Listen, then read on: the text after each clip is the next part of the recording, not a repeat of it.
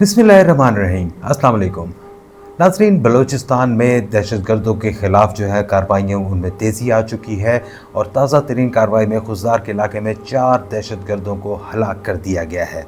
दूसरी जानिब दहशतगर्द जो है वो आखिरी दमों पर अपनी आखिरी कोशिशों में लगे हुए हैं और अब बलोच नौजवानों को, मासूम बलोच नौजवानों को जो है उनकी जहन साजी करने के बाद उन्हें खुदकश हमलों के लिए मजबूर किया जा रहा है।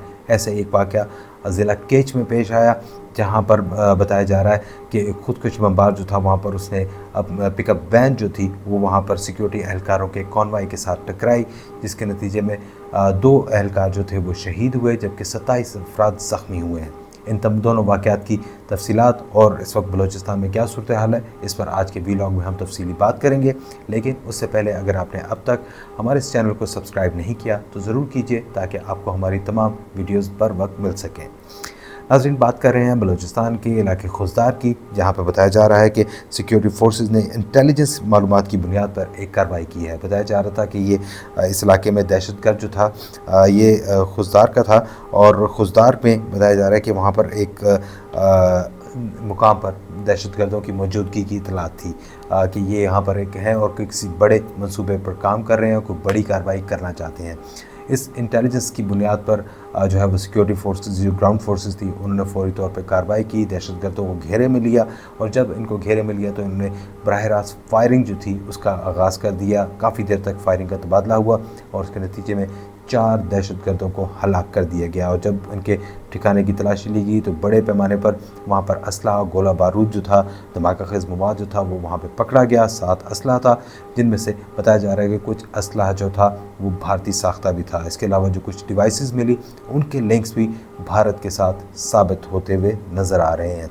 तो ये बात तो बिल्कुल प्रूवन है कि वहाँ पर भारत जो है वो अभी तक इन बलूचिस्तान के मुख्तलिफ इलाकों में इंसर्जेंसी जो है वो अभी तक बरकरार रखे हुए है। किसी भी उसको जो है वहाँ पर इस बात का एहसास नहीं कि किसी दूसरे मुल्क में जाकर इस तरह की दहशतगर्द कार्रवाइयाँ करना किसी वहाँ पर किस तरह से नुकसानदेह हो सकता है, ख़ुद भारत के लिए किस कदर नुकसानदेह हो सकता है, लेकिन वो लगातार ऐसी एक्टिविटीज़ जारी रखे हुए है।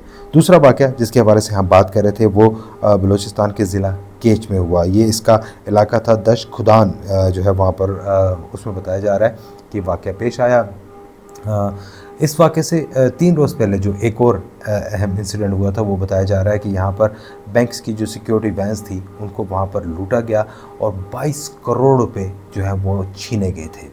22 करोड़ रुपए की रकम जो थी वो वहाँ पे छीनी गई, जिसके बाद अब जो है वहाँ पर उसके 3 रोज़ के बाद ये जो है वहाँ पर ये वाक़या पेश आया, जिसमें वहाँ पर एक पिकअप वैन थी, सिक्योरिटी फोर्सेस का एक कॉन्वॉय गुजरा था, उनकी बस भी थी। बताया जा रहा है कि उसमें दहशतगर्दों ने उस पिकअप वैन को उसके साथ टकराया, जिसमें धमाका खेज़ बारूदी मवाद जो था वो मौजूद था, जिसके बाद बताया जा रहा है कि 2 सिक्योरिटी एहलकार जो हैं वो शहीद हुए जबकि 27 अफराद जो हैं वो ज़ख्मी हुए हैं। 12 अफराद की हालत जो है वो तशवीशनाक बताई जा रही है, लेकिन इस वक्त जो है वहाँ पर सिक्योरिटी फोर्सेस वहाँ पर पूरे इलाके मौजूद हैं। ज़ख्मियों को अस्पतालों में मुंतकिल किया जा चुका है, डेड बॉडीज़ वहाँ से निकाली जा चुकी हैं और अभी भी जो है वहाँ पर इस इलाके में सैनिटाइजेशन ऑपरेशन हो रहा है। वहाँ पर उसको जो है जो जिन दहशतगर्दों ने यह कार्रवाई की है उनको तलाश किया जा रहा है, जो मास्टरमाइंड है उनको भी तलाश किया जा रहा है। इसकी मास्टरमाइंड को ज़्यादा ढूंढने की ज़रूरत नहीं है क्योंकि BLA ने इसकी ज़िम्मेदारी कबूल कर ली है। ये इस इलाका जो है ये खासा जो है वहाँ पर इसमें इस इलाके में दहशतगर्दों की खासी बड़ी मौजूदगी है, क्योंकि पिछले हफ्ते ही यहाँ पर एक कैप्टन समेत जो था 5 जो सिक्योरिटी एहलकार थे उनको शहीद किया गया था और उसके बाद लगातार अभी भी ये कार्रवाई जारी है। ये एक ख़ासा मुश्किल इलाका है केच का, जहाँ पर ये दहशतगर्द जो है वहाँ पर उनकी बड़ी तादाद मौजूद है, उनकी हाइड आउट्स मौजूद हैं और अब सिक्योरिटी फोर्सेस इस इलाके में घुसकर इनको जो है वो निशाना बना रही हैं। तो अपने वहाँ पर आखिरी दमों पर ये जो BLA की तहरीक है यहाँ पर उसमें वहाँ पर वो कोशिश कर रहे हैं मासूम बलोच नौजवानों को जो है वहाँ पर एक तरह से वरगला कर जो है वहाँ पर उनकी जहन साजी करके उन्हें रियासत पाकिस्तान के ख़िलाफ़ खड़ा किया जा रहा है और उनको इस्तेमाल किया जा रहा है। लेकिन ये सिलसिला ज़्यादा अरसा नहीं चलेगा क्योंकि ये अब ये रियासत ने ये फ़ैसला किया हुआ है कि ये दहशतगर्द जहाँ जहाँ होंगे वहाँ पर उनको निशाना बनाया जाएगा। अगर इस बात का यकीन ना हो तो गुज़िश्ता हफ्ते जो वहाँ पर आपका मुरीद उस्ताद था जो उसको जिस तरह से अफ़गानिस्तान के इलाके हेलमंद में हलाक किया गया, उससे भी मेरा ख़्याल है कि अंदाज़ा होना चाहिए कि रियासत अपने मकसद के साथ किस तरह सिंसियर है। बलूचिस्तान में लगातार ये इस तरह की दहशतगर्द कार्रवाइयाँ जो हैं वो जारी हैं, लेकिन उसके लिए सिक्योरिटी फोर्सेस भी जो हैं मुकम्मल तौर पर तैयार हैं। असल में जो यहाँ पर एक जो मुश्किल सूरत हाल है वो ये है कि जो यहाँ पर भारतीय इन्फ्लुएंस है वो बहुत ज़्यादा है। भारत के यहाँ पे बाकायदा नेटवर्क्स जो हैं वहाँ पे मौजूद हैं, उनके लिंकेजेस, उनके सैटेलाइट फ़ोन्स के ज़रिए कम्युनिकेशंस और ये वो सब की सब ये ट्रैप हो चुकी है।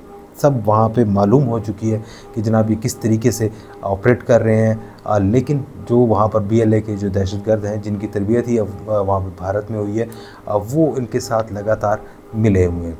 अब जो वहाँ पर सिक्योरिटी फोर्सेस हैं वो वहाँ पर उस इलाके में कार्रवाई कर रही हैं, लेकिन एक बहुत वास्ट इलाका है, बहुत बड़ा इलाका है जहाँ पर ये दहशतगर्द फैले हुए हैं, वहाँ पे छुपे हुए हैं। इनकी पहाड़ों के अंदर जो है वहाँ पे बहुत बड़े बड़े मिट्टी के पहाड़ हैं, पथरीले पहाड़ हैं, उनमें उनकी कमीनगाहें हैं।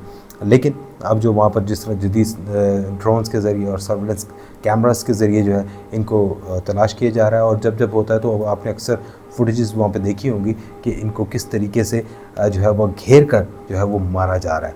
तो ये मुझे लग रहा है कि ये को बहुत ज़्यादा अरसा जो है वो नहीं चलेगा। ये जितनी मर्ज़ी ये वहाँ पर करते रहें, पाकिस्तान के ख़िलाफ़ बात करते रहें, रियासत को जो भी तस्लीम नहीं करेगा मेरे नज़दीक वो दहशतगर्द है। रियासत मेरी रेड लाइन है, पाकिस्तान मेरी रेड लाइन है, और मेरा ख़्याल है कि जो पाकिस्तान की सिक्योरिटी फोर्सेस हैं वो इस बात के ऊपर बिल्कुल फर्म यकीन रखती हैं, इस बात में पुरज़्म है कि जनाब रियासत पाकिस्तान के ख़िलाफ़ जो भी हथियार उठाएगा, कदम उठाएगा, उसके मेरा ख़्याल है कि उसको जीने की इजाज़त नहीं दी जाएगी।